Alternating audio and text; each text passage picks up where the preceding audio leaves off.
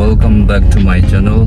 And my name is Solmong Chu, and we are planning to visit one of the longest cave in the Australia and one of the third longest cave in the world.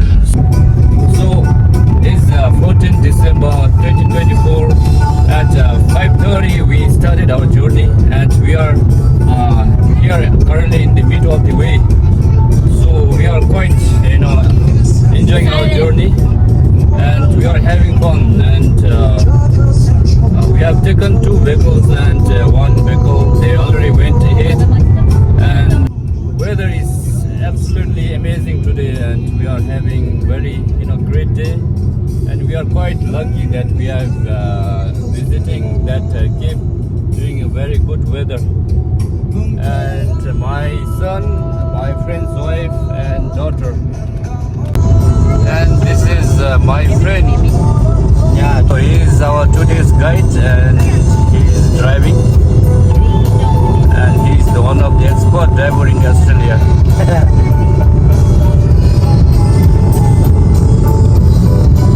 Yuri, what are you doing?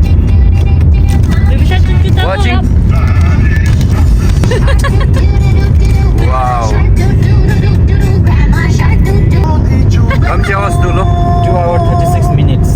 Wow. 1 hour lagi yang maju itu tadi. What's the time now? 6:55 a.m. 6:55 a.m.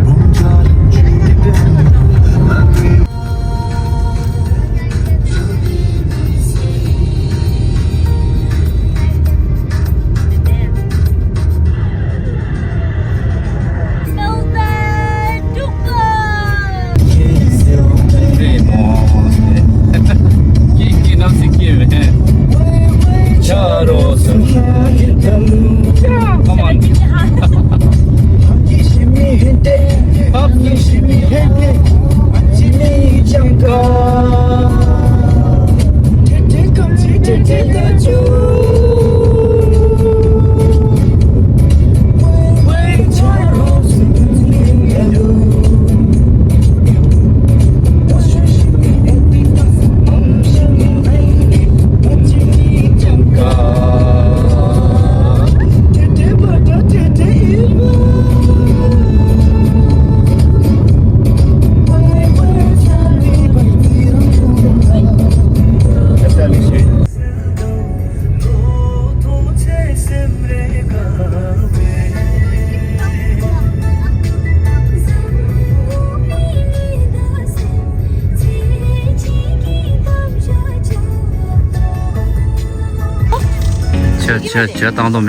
So right now I'm here near the Jaw Cave gate.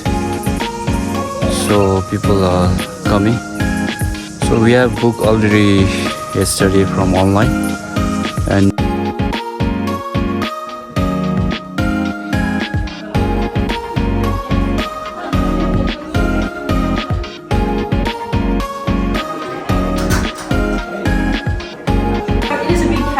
a big group, we have to balance the need to keep moving against the priority of stopping to take photos. Today we are experiencing elevated carbon dioxide levels inside the cave, so that might mean that puffing or leaving ordinarily walking up and down stairs. Nothing to worry about, but if you feel uncomfortable at the time, you let me know.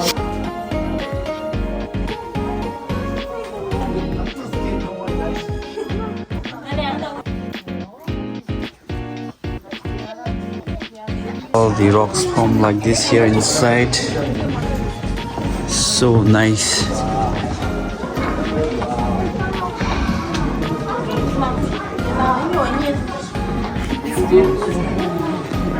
Wow, so beautiful inside. It's formed like millions of years, and it is one of the biggest cave here. Is multi-chambered. That's right. We're going to be passing through 3 big chambers. This is the biggest. And blasted that tunnel over the course of about 6 days in the late 1950s to make it easier for people like you and I to get here inside the cave. cast your eye around and see if you can see the natural entrance to the cave. Used to be the only way in and out of the cave. Animals that fell down this hole, they had a one-way ticket. There was no way in. So we did actually find quite a few tree roots, just like these ones. See the big tree roots? Oh, yeah. It's a big carry tree root with its signature corkscrew root. This is a married tree root. And they drill their way through the limestone ceiling of the cave, seeking out all that lovely water at subterranean levels. Over time, the tree dies, the root decays, and it leaves a hole behind in the roof. And with it being limestone, it's incredibly porous and soluble. And so as the rain comes down, that hole gets bigger and bigger and bigger. And locals here in the area knew about this hole as far back as the late 1800s, and we're pretty confident that local Indigenous would have known about it as well. So where we are, that would be the Wadandi people. So Wadandi Budja stretches all the way from Augusta to Bunbury, and the Wadandi are part of the Noongar Nation. And they've lived here for thousands of generations and continue to do so today. Archaeologically speaking, nothing's been found in this cave to suggest they actually used it, but in lots and lots of caves along the Lewin Naturalist Ridge, they've found everything from hand stencils to probably the most significant find was an ancient fire pit from 47,500 years ago. Isn't that incredible? Yeah. And yeah, that's not my story to tell. What I know about is European history. The locals called it the Windy Hole because the breeze used to blow in and out of that hole exclusively. Did you feel the breeze when you walked down here today? That's the cave. Yeah, it's right. Nature's air conditioning. It's trying to equalise with the air pressure outside. And yeah, it used to blow exclusively out of this hole. Okay, and as you can imagine, trying to climb down a windy hole with a candle would be problematic. Okay, so no real effort was made to find out what was down here until 1958. And in 1958, a few of the locals from Augusta, they sent a rope ladder down, and they spent about 9 hours exploring the cave in its entirety. That party consisted of Cliff Spackman, Tony Tapper, Lex Bastian and Lloyd Robinson. And between those 4 men, they decided it was a great cave and they needed to share it with others. And so they got some funding and they opened it to the public. The very first official tour came through that exact same passageway we just come through on Boxing Day in 1955. December 26th, so yeah. We've been bringing people through for quite a while. Just so we're on the same page, I'm going to be referring to these particular things as formations or decorations. But what are the names of the long pointy ones that hang down from the roof called? Crystals? They are crystals, they are indeed. But what did you say? Stalactites. Easy way to remember that is stalactite holds tight to the ceiling. And the ones on the ground beneath them? Stalagmites. Yeah, and stalagmites might reach the ceiling. There's also these ones at the back of the cave, see the long skinny ones here? Oh yeah. What do you think we call those ones? Small skinny stamp. This one stumps everyone unless you've been in the cave before. These are cave straws. And like a drinking straw, like their name suggests, they're hollow all the way through. They're a tubular stalactite. The first little droplet of water that enters the cave leaves the first little ring of calcite crystal behind. That determines the circumference of the straw. The water trickles down the inside of that straw, leaves a little ring of calcite crystal around the bottom, and that's how it grows. Do you see this one I've got my flashlight on right now? That is the longest cave straw in any show cave in Australia. Wow. Yeah, it's over 5.4 metres in length. And they think it's been growing for about 50,000 years. Good stuff. Yeah, красиво через. Честно, хорошо символизирует.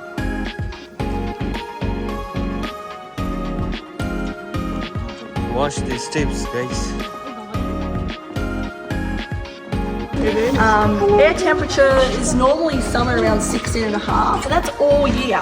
So every day of the year, doesn't matter if it's 2 degrees outside or 42, it's always going to be about 16.5. But the humidity is like 99%. It's really humid, and it's got to be that perfect temperature and air pressure and humidity for all the crystals to form properly. This is a massive big cluster of stalagmites. We call this our sunken forest. Do you see the forest? Sunken forest. Big trees. This formation here, you'll see a lot of this. This is what we call flowstone. So teams. Şimdi oldu zaten. waterfall back. It's limestone, so it's an amazing roof on the cave, if you will. All in all, they're roughly 42 metres underground. And when our explorers came through here, in 1958, they were so worried as they were climbing down here about holding their torches and not breaking their necks. They didn't realise when they got to this point, they stepped down and they found themselves in knee-deep crystal clear water. It's very evident there's no water here today. And in the olden days, when they first opened the cave tours, they come down this fast and stand on top here and they cast their torch on the water and they create this amazing light show for the guests. We can't do that today, so we've made a really light show to anyone back. No, dry up. It's, when we get to the next chamber, there's a few little visual caves that I'll explain in greater detail.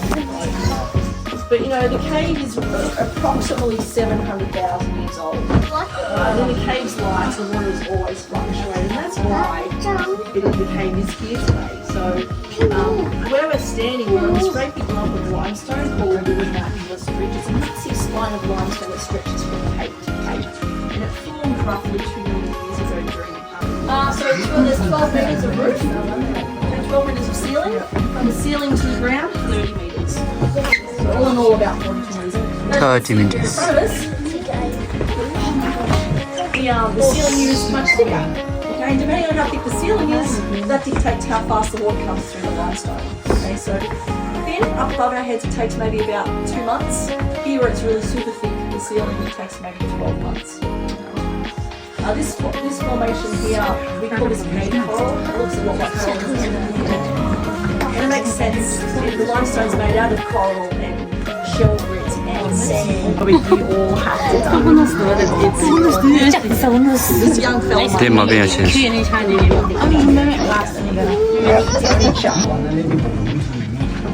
Wow. Saat biri hep zum dumme.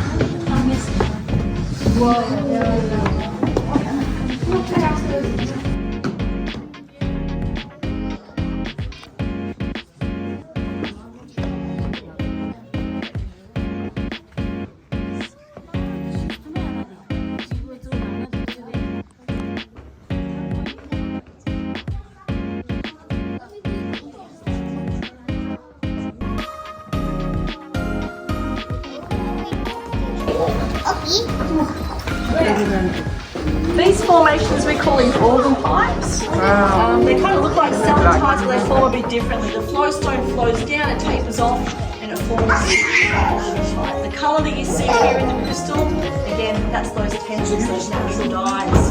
Now, in a second, you're going to see a red laser line come up. There you go, see that? And that's where the water was when they opened the cave in 1959. So where do you think the water went?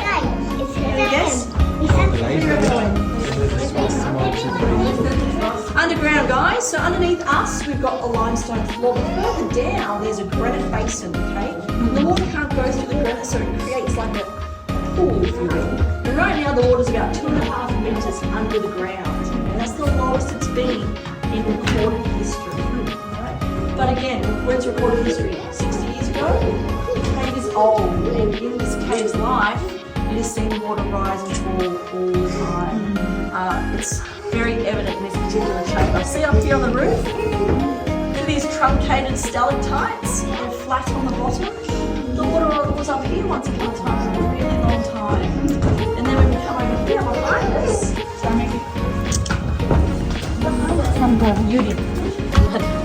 remember how I told you the animals had a one-way ticket here into the cave? And we found everything from kangaroos and dingoes to Tasmanian tigers outside the cave. So that was probably the most significant fossil find, is that of a Tasmanian tiger. A lot of people aren't aware that Tasmanian tigers were here on the mainland once upon a time, and they have in fact been found as far north as Papua New Guinea. And a lot of cryptozoologists who hold out hope for them to be alive today, they think maybe that's when we need to start looking in Papua New Guinea, where it's very hidden and unexplored.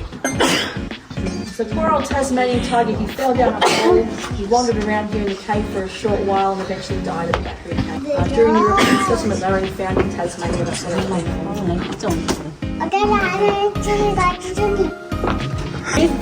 It's natural lighting. Wait.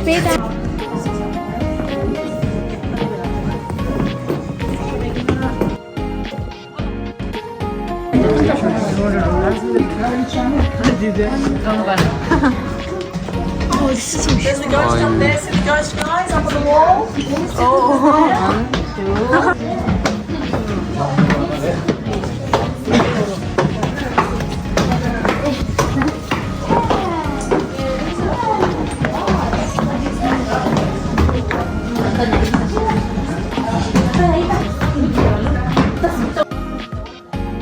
Wow. It's very deep inside. 약간 또 메모 많이 메모다. How are you guys?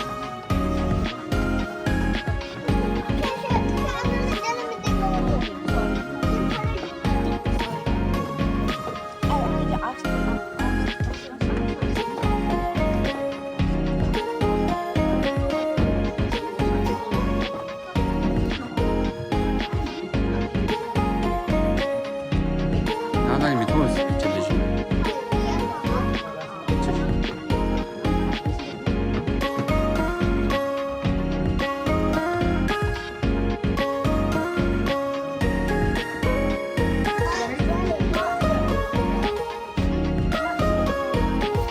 크리스탈. 와우. 아니 씨발 진짜 싸게 오나. 힘이 아니면 돼.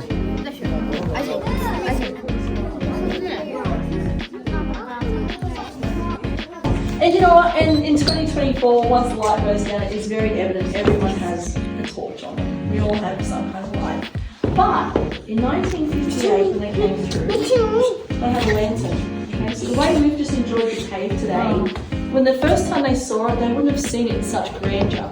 It would have been a small little ring of light. Yeah, they walked through the cave, through the water, with their carbide lanterns.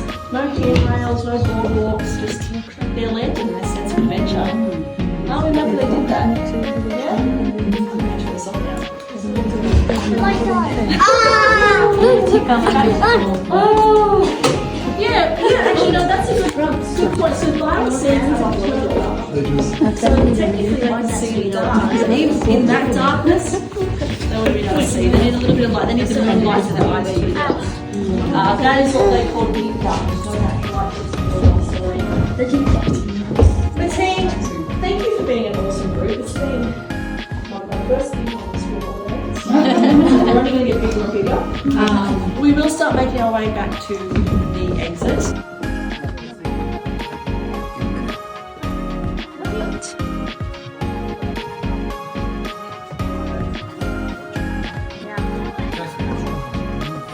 Very steep here, you know. Yeah, now we are back and we have visited the cave. It's really nice cave here.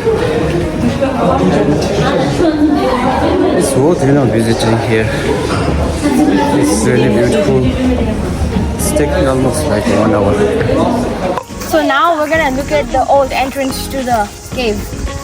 Yeah, how did you feel visiting the cave? It was cold and hard to breathe, and it was pretty cool seeing.